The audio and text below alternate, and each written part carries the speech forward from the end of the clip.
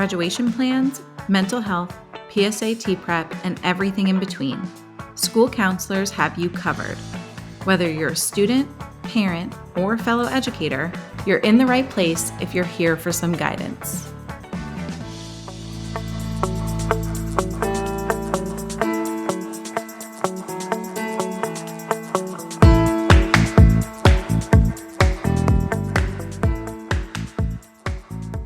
Hello.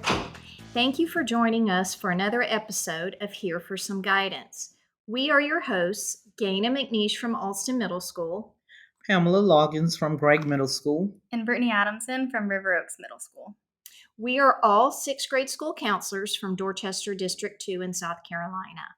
On today's episode, we will introduce you and your families to the new world that is sixth grade.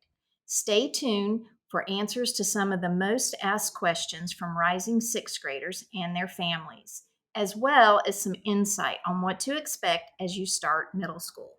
Middle school can be exciting and scary at the same time. We have put together a list of questions that are frequently asked by students and their families. I will be asking the questions, and Gayna and Brittany, my co-hosts, will be answering so that you will be better prepared for middle school. Let's get started. Question number 1. Will I have a locker? Well, currently, all of our middle schools have stopped using lockers. Each student can carry a backpack with their student computer, cord, and school supplies.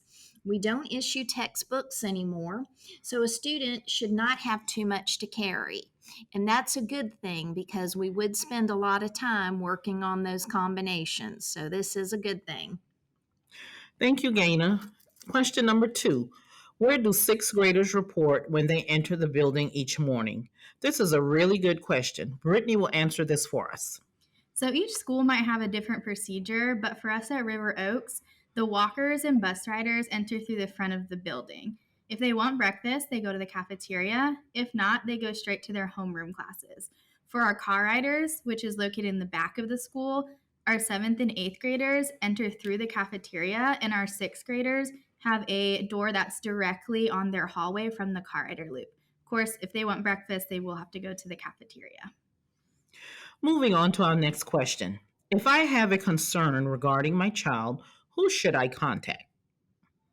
Well, depending on the concern for your student, a parent can contact the teacher, the school counselor, or the assistant principal. We all have school email accounts, and we can sometimes respond more quickly with an email. Many concerns or worries can be resolved quickly before they become bigger issues. Every school counselor is here to help your student have a smooth transition to middle school, and we want to help. Please don't hesitate to reach out to us. Thank you, Gayna. I really like this next question, but I'm not sure if our students will. And our next question is, can I visit my child's classroom?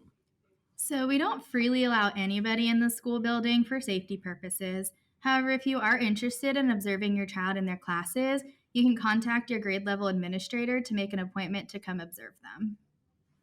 Very good, Brittany. Nicely done. Our next question will be answered by Gayna. How will the first couple of days go for my child? Well, the first couple of days might be a bit crazy for your student, but hang in there. It will get better. Remember, this is a new and bigger school, new teachers, more students, and a new routine. All school staff is on duty to help your student navigate the hallways and get them where they need to be. By the end of the week, your student will be a pro. Parents, just keep a positive and supportive mindset, and this will make a huge impact for your student. And students, please don't be afraid to ask questions if you need help.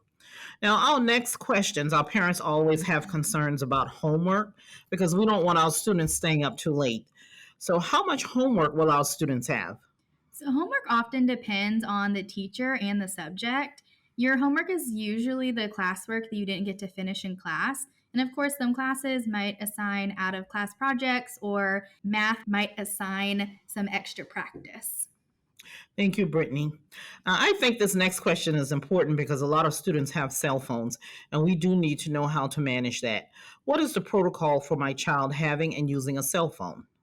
Well, we know all students have cell phones, but students in middle school are not allowed to have them out during the school day.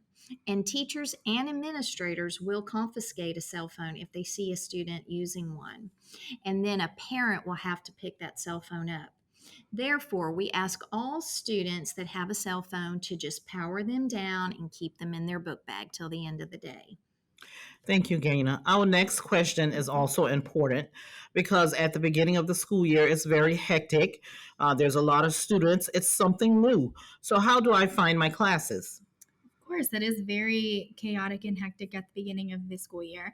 That's why each student will be given a paper schedule. You can get this at your open house, and we'll also print one for every single student on their very first day.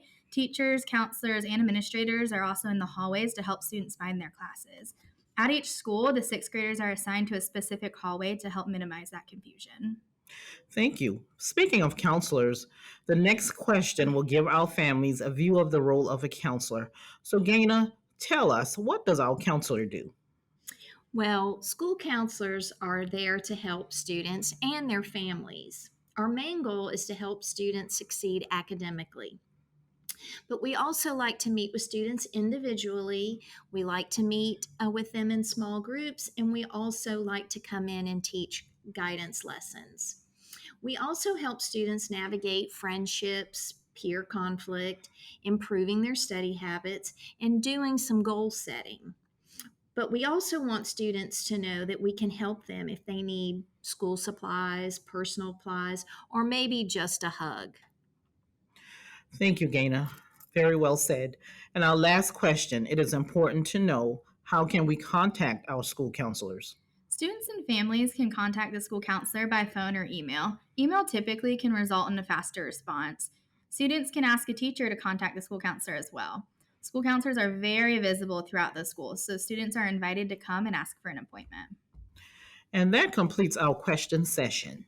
We hope to have answered some of your questions, but if you think of something else, we encourage you to reach out to your school counselor. Your school counselor is available to make your transition easier and to help you have a successful year.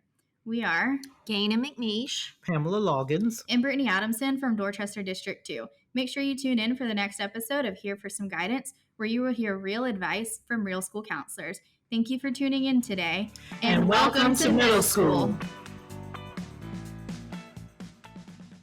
Here for Some Guidance is brought to you by the Low Country Education Consortium, spearheaded by Amy McKenzie and Caitlin Hardwick, and inspired by the Tri-County STEMersion Conference.